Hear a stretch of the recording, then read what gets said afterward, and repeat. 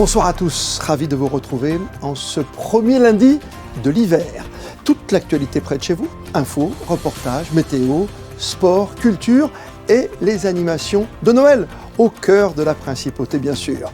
Et puis en cette période, on n'oublie pas non plus de prendre grand soin de nos plantes. Et ce soir, on va s'intéresser à nos rosiers. Notre invitée ce soir sera la photographe Vanessa von Sitzwitz, auteure d'un magnifique ouvrage sur le quartier Maretea. Les sports, avec en basket la victoire arrachée après prolongation en Betclic Elite par la Roca Team devant Nanterre hier soir, 105-98. Et pour débuter ce journal, à l'approche de Noël, une très belle initiative, celle de Monaco Liver Disorder, association qui lutte contre les maladies rares du foie chez l'enfant. La fondatrice et quelques-uns de ses membres sont allés à la rencontre d'enfants hospitalisés dans le service pédiatrique du CHPG pour leur apporter un peu de réconfort. Voici le reportage de Fabien Bonilla en compagnie de Jean-Alexandre Dordet. 8 enfants sont actuellement hospitalisés au CHPG dans le service pédiatrique. Une période entre la météo terne et l'approche de Noël à l'hôpital qui n'aide pas à avoir le moral. Eh bien, les membres de l'association Monaco Liver Disorder, en partenariat avec le Rotary Club de Monaco, ont distribué des cadeaux à chaque enfant présent pour leur donner du réconfort. Grâce aux généreux dons du Rotary Club et de son président Pierre Lorenzi, on a pu faire cette action parce que cette année, on avait beaucoup d'actions dans pas mal d'endroits en France. Et eux, ils ont voulu nous soutenir pour faire l'opération des cadeaux de Noël comme on le fait chaque année. Je pense que ça aide et les enfants et les familles de se sentir à cette période de fête qui est toujours un peu spéciale quand on est dans cette situation. Je pense que ça met un peu de baume au cœur. C'est important qu'en période de fête, on puisse apporter un peu de normalité aux enfants qui sont hospitalisés, pour qui la situation n'est pas tout à fait normale et ils ont besoin d'un peu de réconfort simple avec des petits présents qui sont offerts gentiment par l'association Monaco Liver Disorder. Prochaine opération pour Monaco Liver Disorder, toujours en partenariat avec le Rotary Club de Monaco, la distribution d'une centaine de cadeaux dans 4 services pédiatriques à l'Archer 2 à Nice ce mardi. L'association sera présente également mercredi 24 décembre au Larvoto pour le traditionnel bain de Noël de Pierre Frolat. Pour soutenir l'association, vous avez leur site, le www.monacoliverdisorder.com. Et cet après-midi, rue Princesse Caroline, s'est tenu, malgré quelques gouttes de pluie, le Noël de l'association Les Smileys Monaco, avec comme mission pour les enfants présents de dénicher auprès des commerçants les lutins cachés ici et là dans les vitrines de magasins. Et puis revenons sur cet événement de Noël qui s'est déroulé au New Moods. Rire, gourmandise et magie de Noël étaient au rendez-vous hier. Plus de 250 personnes entièrement habillées de rouge se sont retrouvées pour offrir aux enfants une après-midi féerique à l'approche des fêtes de fin d'année. Spectacle, plus de bonbons et moment fort, très attendu, la rencontre avec le Père Noël. S'amuser tout en laissant place à l'imaginaire, c'était l'objectif du New Moods et le pari est réussi. Des enfants âgés de 3 à 7 ans ont vécu un moment hors du temps entre rire, surprise et étoiles dans les yeux. Chacun a pu y trouver son bonheur. Et maman, il a collé, et moi j'ai mis la carotte tout seul, et maman, il a mis le chapeau. On va regarder un spectacle de Noël. On va bien s'amuser avec les copains. Là, je vais manger des petits bonbons, je bois un jus de pomme. Manger des bonbons et boire. Habituellement dédié aux concerts et aux lives musicaux, le lieu a été entièrement repensé pour l'occasion. Décor féerique, ambiance chaleureuse, tout a été adapté pour accueillir les familles. On dédie le jeudi, vendredi, samedi aux adultes et aujourd'hui on crée des événements pour les enfants aussi. On a fait Halloween qui a très bien fonctionné et sur l'élan d'Halloween on a voulu aujourd'hui faire le Christmas Party. On a fait un gros décor avec Bellcats à Monaco spécialement pour Noël. Quand les gens poussent la porte et qu'on entend cet éloge de surprise, ça nous fait très plaisir. On a gagné notre mission de pouvoir apporter un peu de bonheur à tout le monde. Après un spectacle mêlant magie et quête de lutin farceur, l'émotion est montée d'un cran avec l'arrivée tant attendue du Père Noël. L'occasion pour les enfants de lui confier qu'ils avaient été bien sages cette année en espérant retrouver des cadeaux sous le sapin. Les sports, en basket, la Roca Team recevait Nanterre hier dans le cadre de la 12e journée de Betclic Elite. Les Monégasques se sont imposés au bout du suspense, 105-98. L'occasion pour eux de conforter leur place de leader et d'enchaîner aussi après leur succès face au Bayern vendredi en Euroleague. Résumé de la rencontre, signé Gaëtan Lebrun avec Massimo Piantoni pour les images. Devant leur public, les joueurs de la Roca Team entament fort la partie. Défense agressive, rythme élevé, Monaco impose rapidement son jeu. Mais Nanterre ne se laisse pas impressionner. Les Franciliens répondent avec adresse, profitant de quelques imprécisions monégasques pour rester au contact. À la pause, l'écart est minime et le suspense total. Au retour des vestiaires, le match gagne encore en intensité. Les contacts se multiplient, chaque possession devient cruciale. Dans le dernier quart-temps, Monaco hausse le ton, plus rigoureux défensivement et plus réaliste en attaque, grâce notamment à Mike James, auteur de 34 points hier, et Eli Okobo, très adroit à 3 points. Les Monégasques s'imposent 105-98 après une double prolongation. Je pense que sur la fin, elle est un peu, les fins, on peut dire, sont un peu brouillons pour les deux équipes, mais voilà, les deux équipes se battent à fond, ils donnent tout sur le terrain, et voilà, comme le coach l'a dit avant, ils ont fait ce qu'ils ont pu, mais là, il y avait quand même une légère différence sur qui joue les ballons à la fin. C'est un échange de coups, en vrai, vraiment, tu as deux équipes qui se battent tout l'après-midi, donc c'est sûr que voilà, il faut toujours un gagnant et un perdant. Ils ont pas allé de main morte, voilà, ils ont joué un bon basket aujourd'hui et voilà, ils ont failli l'emporter, mais on est content de sortir vainqueur de ce défi. Une victoire importante pour Monaco qui conforte sa place de leader. Une rencontre à l'occasion de laquelle Mathieu Strazel, Mike James, Eli Okobo et Alpha Diallo, tous les 4 sélectionnés pour le All-Star Game ce 28 décembre, se sont aussi vus remettre le maillot pour la rencontre. Football et Monaco qui a très bien terminé l'année avec sa victoire en Coupe de France, une qualification 2-1 à Auxerre. Les Monégasques connaissent également le nom de leur futur adversaire désormais. Ils joueront leur 16e de finale à Orléans le 10 janvier à 15h30. Joli cadeau de Noël en tout cas cette qualification après un mois de décembre pour le moins compliqué avec de surcroît la blessure hier malheureusement du milieu de terrain international Takumi Minamino, victime d'une rupture du ligament croisé antérieur du genou gauche. Il devrait manquer la fin de saison avec Monaco et la Coupe du Monde avec le Japon. Toujours en matière de ballon rond, juste après votre journal, nous vous dévoilerons la lettre écrite au Père Noël par l'un de nos experts foot, Grégory Campi. Ce sera tout à l'heure dans les experts du foot de Noël. C'est une véritable star de la photographie que nous recevons ce soir sur Monaco Info, Vanessa von Zitzwitz, de nationalité allemande et aujourd'hui installée à Monaco. Bonsoir Vanessa von Zitzwitz. Bonsoir. Merci de nous faire le plaisir de votre présence sur Monaco Info. Vos clichés, désormais incontournables, connaissent un franc succès. Les mordus de photographie savent dire à la seconde que vous en êtes l'auteur. Votre dernier chef-d'œuvre, c'est cette série de photos que vous avez exposées dans la galerie du Petit Portier et que l'on retrouve dans le livre Mare Terra à l'occasion du premier anniversaire du quartier sur la mer. Qu'est-ce qui vous plaît dans ce nouveau quartier et qui vous a poussé à vous en emparer avec votre objectif ? En fait, ce qui était vraiment intéressant pour moi, c'est de transformer cette architecture en intégrant une mannequin et en la rendant plus humaine, parce que ça fait depuis des années qu'on est tous curieux, qu'on passe devant et qu'on se demande quand ça va être fini, comment ça sera. Et j'ai été très très impressionnée par l'immeuble Renzo. Donc j'ai eu l'opportunité de proposer ce projet et c'était vraiment un jardin pour moi où j'ai passé de janvier à octobre à photographier cette même mannequin dans différents endroits de Mare Terra avec les jeux d'ombre qui sont fantastiques et voilà, donc ça a été la première fois qu'en fait j'intègre une mannequin dans de l'architecture. Et je devais faire attention que l'architecture ne prenne pas le dessus et que la mannequin non plus ne prenne pas le dessus. Donc c'était assez compliqué finalement de réaliser ces images.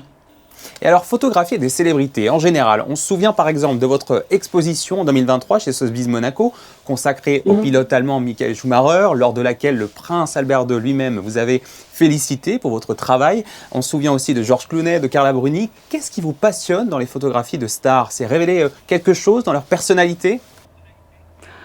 Oui, c'est surtout leur charisme et leur personnalité, mais ce que j'apprends toujours et encore aujourd'hui, après quand même 25 ans de carrière, c'est que ces personnes-là sont les personnes les plus simples, les plus humbles, les plus ponctuelles, les plus gentilles. Plus ils sont importants, plus ils ont un respect pour l'autre, pour autrui et jouent le jeu d'une façon fantastique. C'est souvent les personnes qui sont autour de ces gens-là qui sont compliquées à gérer. Mais la chance, c'est de toujours découvrir quelque chose de très intime quand j'ai mon appareil photo très proche d'eux, parce qu'en fait c'est il y a un jeu de séduction, il y a toute une façon de regarder à travers l'objectif son sujet et à essayer de l'analyser et de peut-être découvrir quelque chose de caché que peut-être à travers mes images on le voit, je ne sais pas. Vous avez aussi photographié la famille royale du Qatar et la famille princière de Monaco. Votre dernière collaboration remonte à début décembre pour la fameuse carte de vœux. Vous aviez déjà réalisé des portraits de la princesse Charlène. Est-ce que cela vous a rapproché de la princesse et plus largement de la famille princière ? Je connais le souverain depuis très très longtemps puisque j'habite à Monaco depuis 30 ans maintenant. La princesse a été un vrai cadeau. On a travaillé 2 jours ensemble pour une série de photos qui a été publiée il y a quelques années et son côté naturel, spontané, très ouvert et extrêmement professionnel a été génial. Et donc j'ai vraiment passé 2 jours avec elle. Très complice. Ça s'est passé sur 2 jours, vous dites?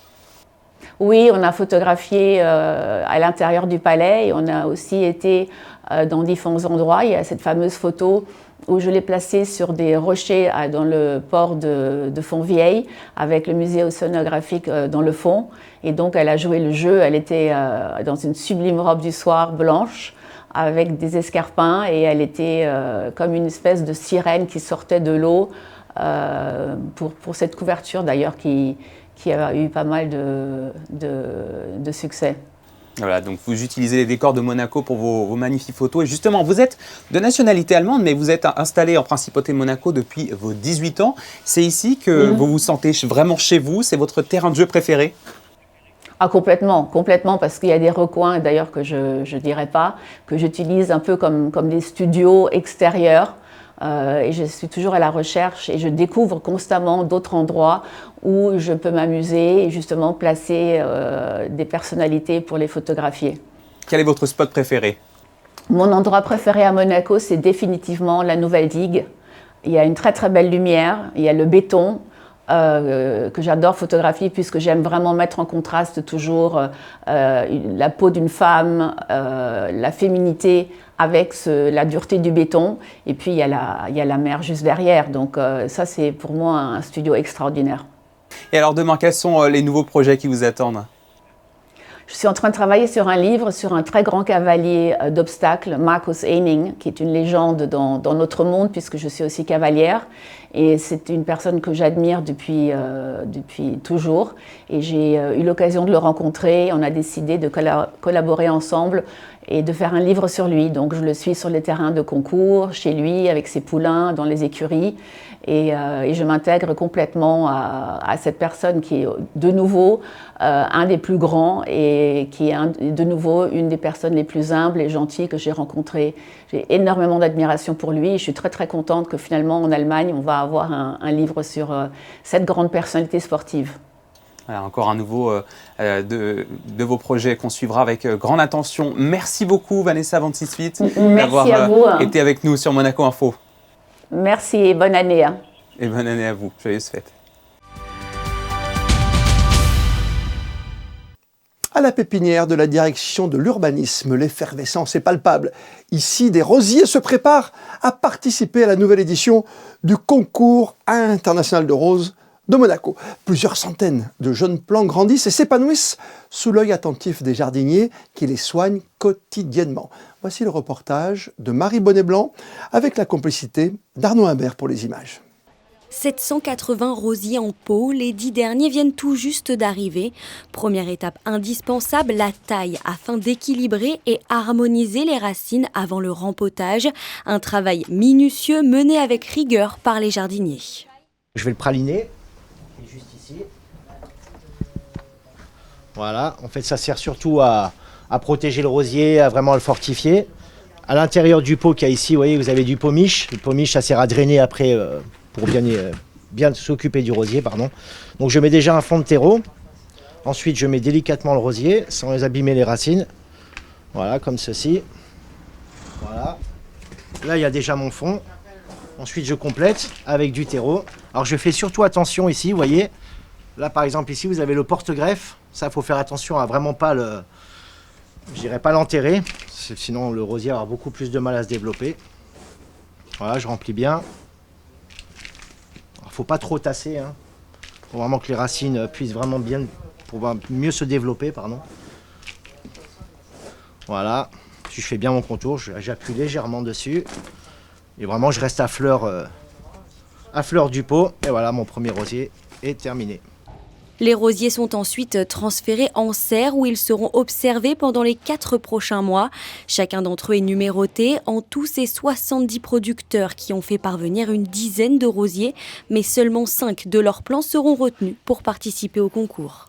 Sur ces 5, on choisit le maximum de boutons, le maximum de fleurs et de fleurs fanées. Il faut compter déjà une bonne quinzaine de jours pour que ça commence à avoir les boutons qui commencent à apparaître.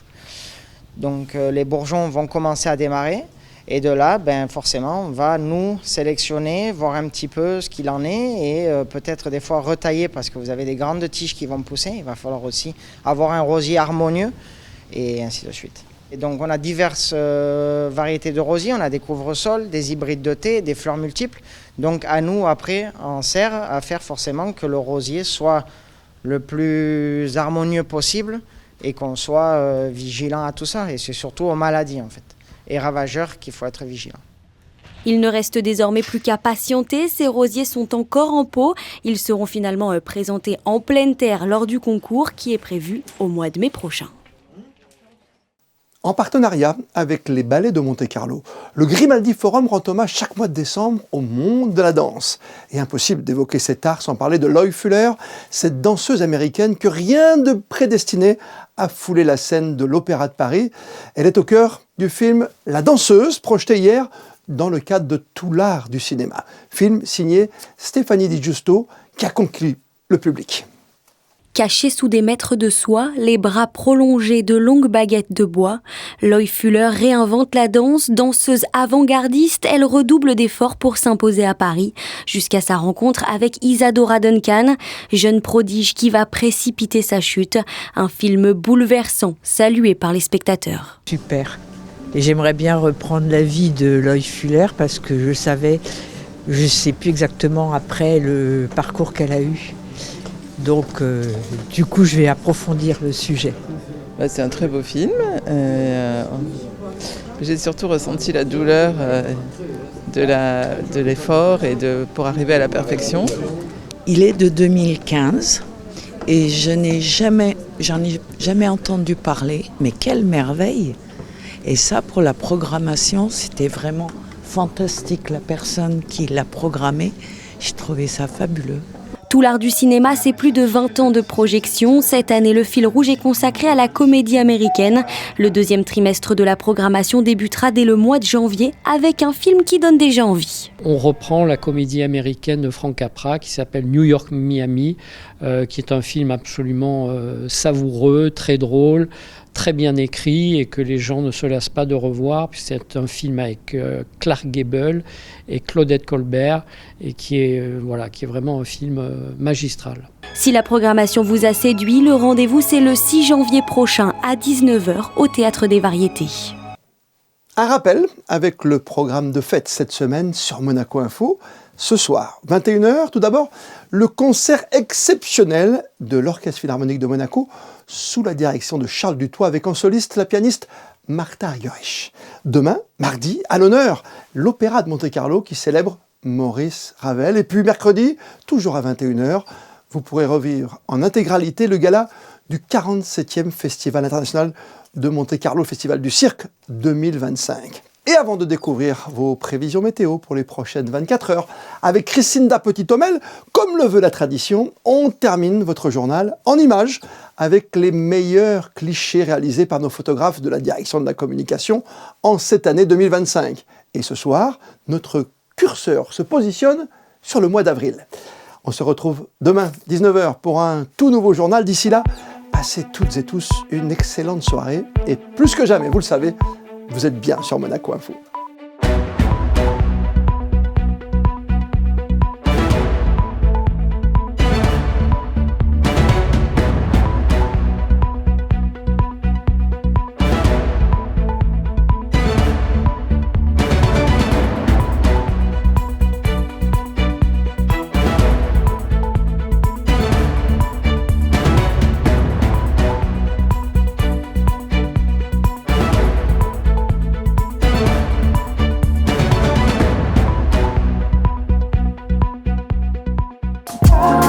Retrouvez la météo avec Maya Bay, le restaurant référence thaï japonais de Monaco.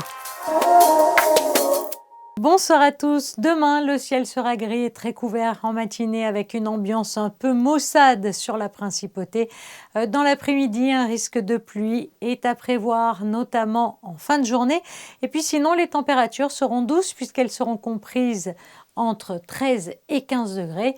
Et puis, on fêtera les Armand. Alors Armand, le prénom Armand vient du vieux germanique signifiant homme fort, un clin d'œil poétique à la robustesse qui peut-être nous aidera à affronter ce ciel un peu capricieux. C'était la météo avec Maya Bay, le restaurant référence thaï japonais de Monaco.